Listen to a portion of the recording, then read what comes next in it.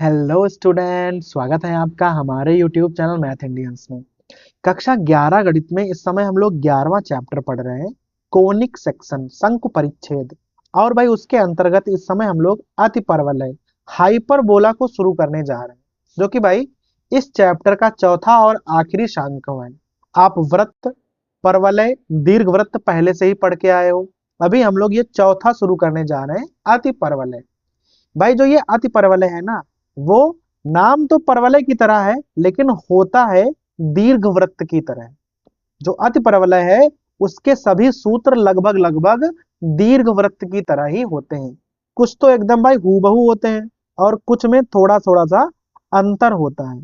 और जो इसकी परिभाषा होती है वो भी भाई दीर्घ वृत्त से काफी मिलती है। भाई इसका फिगर ना कुछ इस प्रकार से बनता है। ये आपका हो जाएगा केंद्र।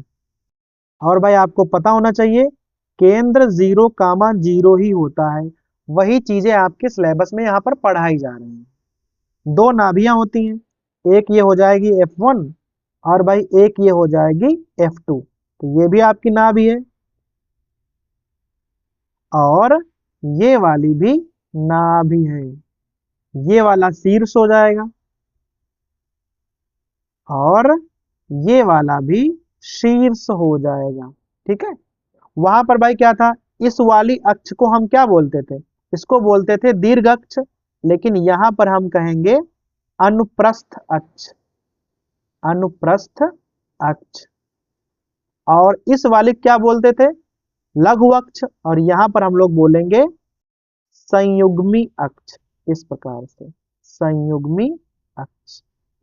तो थोड़ी थोड़ी शब्दावली बदली है और भाई बाकी कुछ, और भाई बाकी सब कुछ वैसे ही है। अब देखो परिभाषा में कितना अंतर है। वहां पर क्या था कि अगर कोई बिंदु उसकी सरफेस पर स्थित है, मान लो वो बिंदु P1 है, तो नियम ये था कि नाभियों से दूरियों का योगफल जो है वो अचर था। यहां पर उल्टा है। अगर ये दूरी आप निकाल लो P1 से और ये दूरी आप निकाल लो F2 से, भाई ये दूरी F1 से है, ये दूरी F2 से है। तो भाई नियम ये है कि बड़ी दूरी आप पहले लिखो, छोटी दूरी आप बाद में लिखो, दोनों को घटा दो और उनका अंतर जो है वो अचर होगा। तो दीर्घवृत्त में क्या था कि ये जो दोनों दूरियों का योगफल अचर था, यहां पर दोनों ही दूरियों का अंतर अचर है। अंतर का मतलब है कि बड़ी दूरी से छोटी दूरी आपको घटानी है हमेशा। जैसे आपने यहाँ पर P1 लिया है, हम इधर भी कोई बिंदु ले सकते हैं। मान लो हमने यहाँ पर P2 ले लिया है, तो एक ये दूरी हो जाएगी और भाई एक दूरी आपकी ये हो जाएगी। ठीक है। ये वाली दूरी बड़ी है तो पहले आप इसे ही लिखने वाले हो। बराबर में क्या लिखोगे, P2F2 माइनस P2F1। बड़ी दूरी से छोटी दूरी घटा दोगे तो जो अंतर आएगा ना वो अचर होगा। यही परिभाषा है अतिपरवलय की। और भाई जहां पर योगफल अचर होता है वो होता है दीर्घ वृत्त। तो शीर्ष एकदम वैसे ही हैं, नाभियां भी एकदम वैसे हैं, बस खाली अनुप्रस्थ अक्ष और संयुग्मी अक्ष जो ये दो शब्द हैं ये बदल गए हैं। बाकी भाई सब कुछ वैसे ही है। और भाई जो दूरियां हम लोग निकालते थे ना वो भी वैसे ही होंगी। जैसे केंद्र से नाभि के बीच की दूरी क्या हो जाएगी, ये दूरी होती है C, तो इधर भी C होगी, तो भाई इधर भी C होगी। ठीक है। केंद्र से शीर्ष जो हमारा है, शीर्ष है ना, ये दूरी A होती थी, इधर भी A और इधर भी A।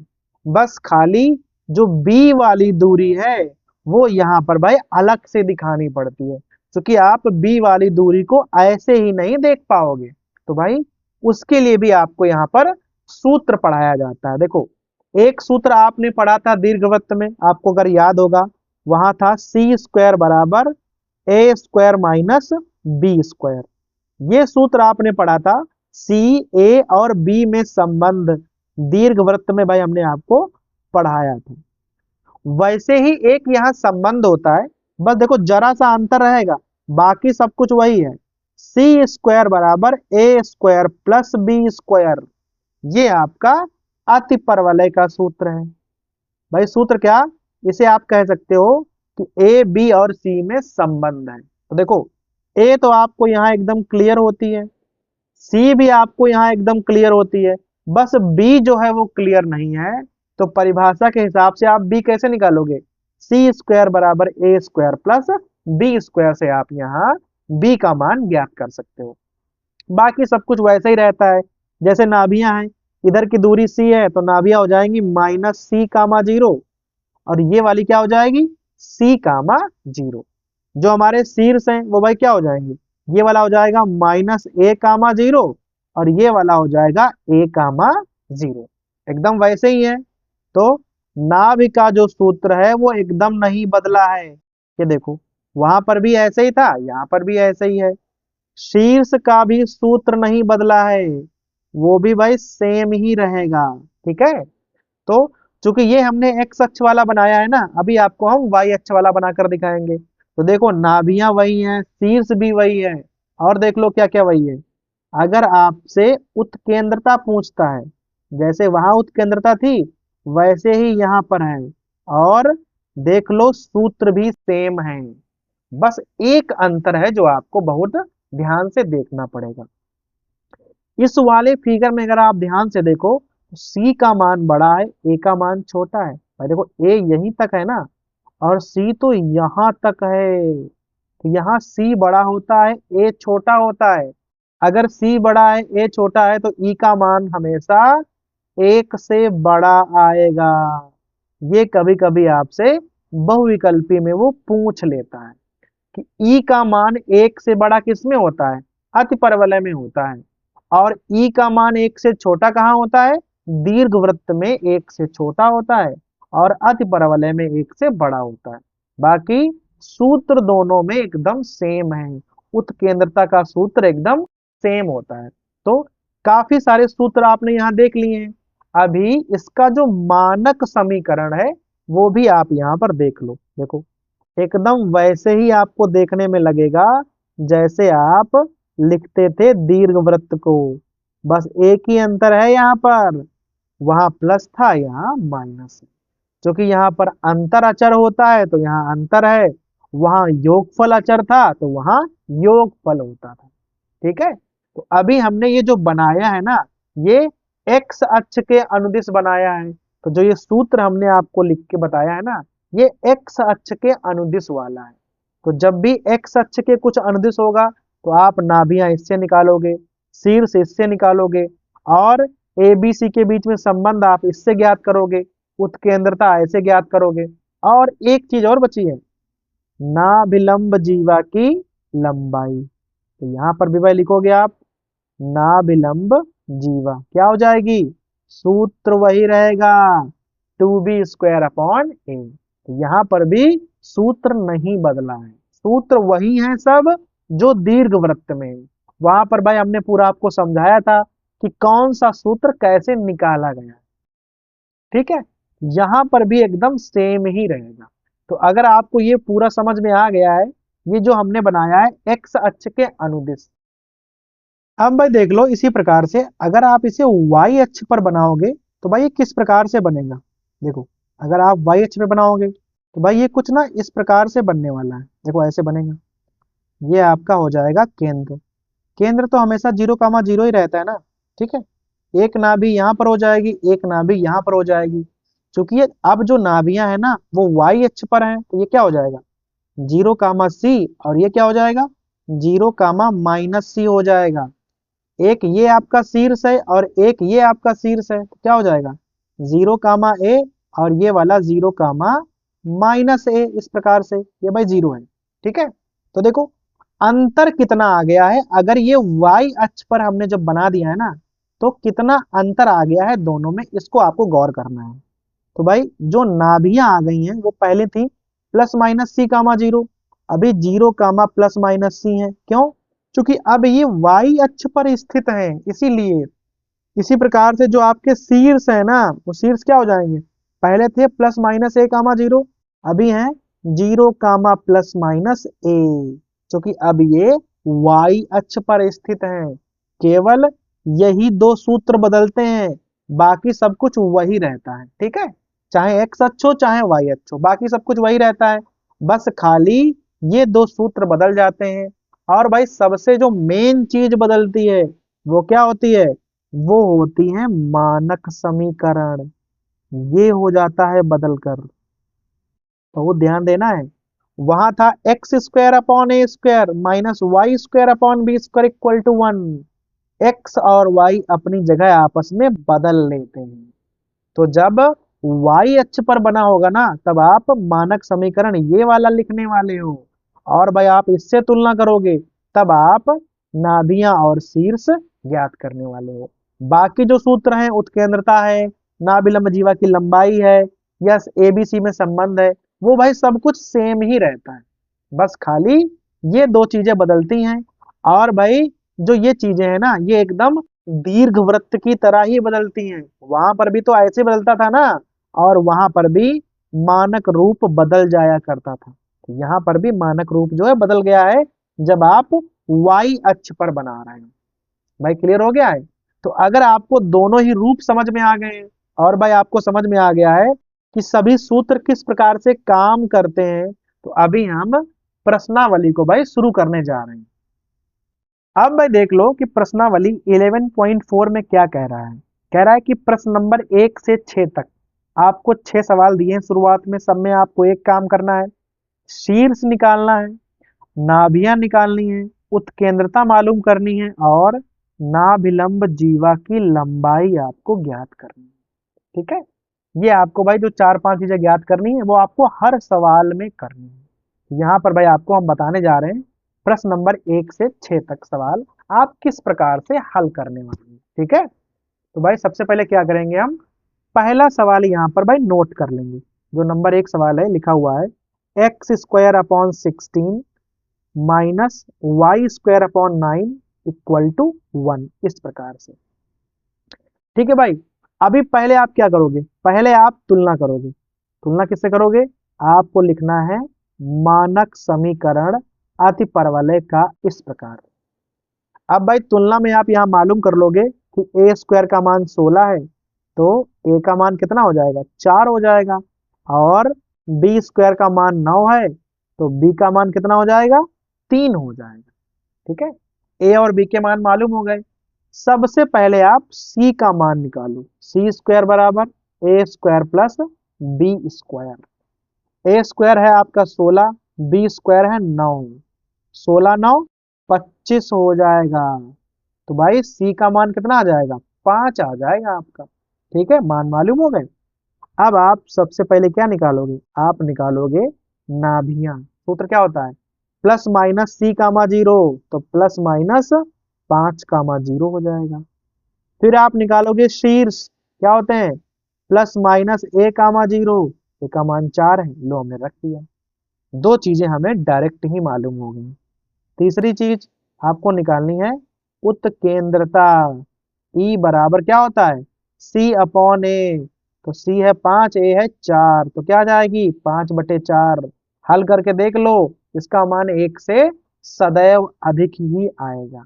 उसके बाद आपको लास्ट में निकालना है नाभिलंब जीवा की लंबाई। तो भाई वो कैसे निकालोगे, 2b स्क्वायर अपॉन ए करके। तो 2 गुणे बी स्क्वायर का मान है फिलहाल 9, और ए का मान है 4। ठीक है, यहाँ पर भाग कर दोगे तो आ जाएगा आपका 9/2 मात्रक। देखा आपने भाई, जैसे ही आप तुलना करते हो, ए और बी के मान निकालते हो, अगर आपको भाई सभी सूत्र याद हैं, तो सवाल में कुछ भी नहीं है। आप सीधा सवाल को हल करते जाओ, और जो भी चीजें पूछ रहा है आप भाई फटाफट निकाल पाओगे। अब भाई देख लो प्रश्न नंबर 2 को। जो आपने प्रश्न नंबर 1 लगाया था ना, उसमें भाई क्या था कि जो वो एक्स अक्ष वाला था। अभी जो ये वाला प्रश्न है ना, इसमें वाई अक्ष वाला सवाल दिया हुआ है। ठीक है, तो एक इसको भी देख लो, Y square upon 9 minus X square upon 27 equal to 1, इस प्रकार से दिया हुआ है। क्योंकि ये वाई अक्ष वाला है, तो आप भाई तुलना भी वैसे ही करने वाले हो। ठीक है, x square upon b square equal to 1 से आप तुलना करोगे। यहां से क्या आ जाएगा, ए स्क्वायर का मान 9, और बी स्क्वायर का मान आ जाएगा आपका 27। भाई हल कर दो, यहाँ a का मान 3 आ जाएगा, और इसे हल करोगे तो b का मान क्या आ जाएगा, 3√3। भाई 9 3 27 होते हैं, तो 27 का पूरा तो निकाल नहीं पाओगे, तो 9 का 3 हो जाएगा और 3 का √3 हो जाएगा। ठीक है, दोनों मान मालूम हो गए। देन सी स्क्वायर बराबर ए स्क्वायर प्लस बी स्क्वायर। ए स्क्वायर तो 9 है, बी स्क्वायर है आपका 27, जोड़कर कितना हो जाएगा, 36 हो जाएगा, जिससे आप सी का मान 6 निकाल पाओगे। ए का मान मालूम, सी का मान मालूम, मतलब आपको सब कुछ मालूम है। सबसे पहले आप यहाँ लिखोगे नाभियां, सूत्र क्या हो जाएगा, 0, +−6, क्योंकि ये सवाल वाई अक्ष वाला है।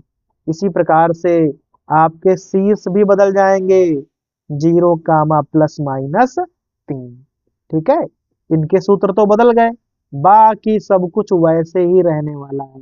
जैसे आपको निकालनी हो उत्केंद्रता, तो क्या हो जाएगा, E बराबर C/A, तो 6/3, आंसर आ जाएगा 2।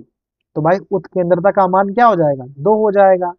और लास्ट में क्या बचा, लास्ट में बचा नाभिलंब जीवा की लंबाई। सूत्र होता है 2b² तो 2 गुणे, भाई बी स्क्वायर का मान तो 27 है, और ए का मान हमारे पास है 3। यहाँ काटोगे ना तो 9 दूनी 18, तो नाभिलंब जीवा की लंबाई क्या हो जाएगी, 18 मात्रक आ जाएगी।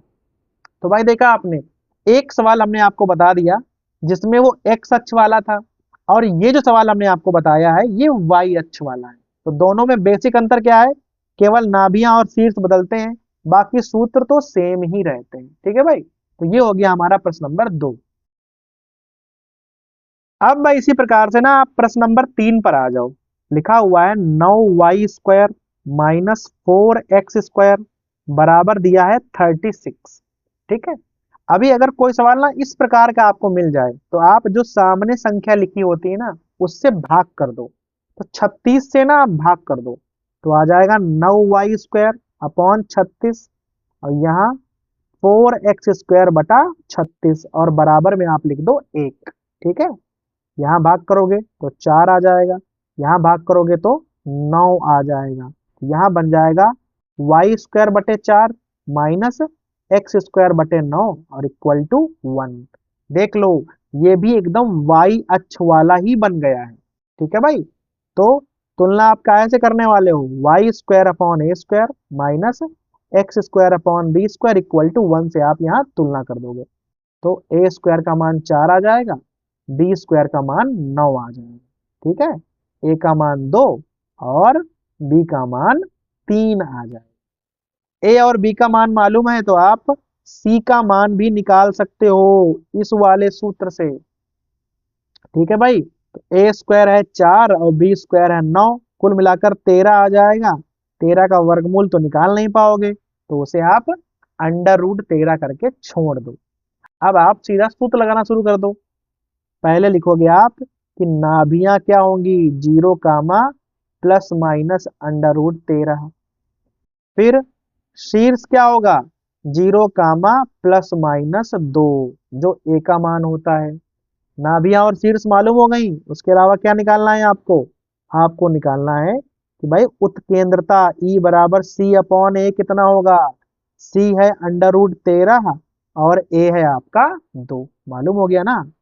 उसके बाद नाभिलंब जीवा की लंबाई भी तो निकालनी है, तो भाई सूत्र क्या होता है, 2b² / a, मान रखना है केवल, 2 गुणे b² का मान 9 है और a का मान है 2, 2 2 कैंसिल, आंसर आ जाएगा आपका 9 मात्रक। तो देखा आपने, सवाल में कुछ नहीं है, अगर आपको दीर्घवृत्त पूरा समझ में आ गया था तो ये आपको एकदम सेम ही लगने वाला है, बस जरा जरा सा अंतर है, बाकी सब कुछ वैसे ही सवाल लगते हैं। तीसरा हो गया, चौथे पर आ जाओ। देखो यहाँ लिखा है 16x² -9y², और भाई बराबर में लिखा है 576। देखो सवाल वही है, जो सामने संख्या हो उससे आप दोनों पक्षों में ना भाग कर दो इस प्रकार से। तो हम क्या करेंगे यहाँ पर भाई, 576 से ना भाग कर देंगे। ठीक है, अब देखो 16 तिया 48, यहाँ भाई 16 तिया 48 हो जाएंगे और 9 बचेंगे, 16 छक्का 96 माइनस वाई स्क्वायर अपॉन 9 का पाड़ा 57 में 6 बार जाएगा, 3 न चौक 36 और बराबर में आ गया 1। अब देख लो ये जो सवाल है ये वाई अक्ष वाला सवाल बन गया है, सॉरी एक्स अक्ष वाला, ऊपर वाई अक्ष वाला था लेकिन ये है एक्स अक्ष वाला। तो इसकी तुलना आप इस प्रकार से करने वाले हो, एक्स अक्ष वाला मानक समीकरण लिखोगे, ए स्क्वायर का मान 36 निकाला है तो ए का मान हो जाएगा 6 और बी स्क्वायर का मान 64 निकाला है जिससे बी का मान आ जाएगा 8। यहीं से आप सी स्क्वायर वाला सूत्र भी यूज कर लिया करो। ठीक है, ये है 36, ये है 64, जोड़ोगे तो 100 आ रहा है ना, तो 100 का वर्गमूल तो आप निकाल सकते हो, 10 हो जाएगा। लो सी का मान पता चल गया। अभी आप भाई नाभियां लिखना शुरू करो, क्या हो जाएगा प्लस माइनस सी कामा 0 और शीर्ष क्या हो जाएगा प्लस माइनस ए कामा 0। लो आ गया। और क्या लिखोगे, और हम लिखने वाले हैं उत्केंद्रता E बराबर सी अपॉन ए, तो सी का मान 10 है, ए का मान है 6, भाग कर दोगे तो 5/3 आ जाएगा। लास्ट में एक चीज और बचती है, नाभिलंब जीवा की लंबाई। भाई सूत्र होता है 2b स्क्वायर अपॉन ए, 2 गुणे बी स्क्वायर का मान 64 है और ए का मान है कुल मिलाकर 6, कटेगा कुछ तो कट जाएगा यहाँ पर, तो आ जाएगा 64/3 और यहाँ आप डाल दो मात्रक। ठीक है भाई, तो ये हो जाएगा आपका प्रश्न नंबर 4। तो सब सवाल एक ही जैसे हैं, बस जरा जरा सा अंतर है, बाकी कोई खास नहीं है। तो जैसे हमने आपको 2 सवाल बता दिए ना, वैसे ही आगे 2 सवाल और लिखे हैं, सेम आपको हल करना है। यहाँ आप 36 से पूरे में भाग कर दोगे, यहाँ आप 784 से पूरे में भाग कर दोगे, और भाई ये दोनों सवाल आपको अपने मन से हल करने हैं। ठीक है, अगर भाई समझ में आ गया है तो आप दोनों सवालों को अपने मन से हल कर सकते हैं।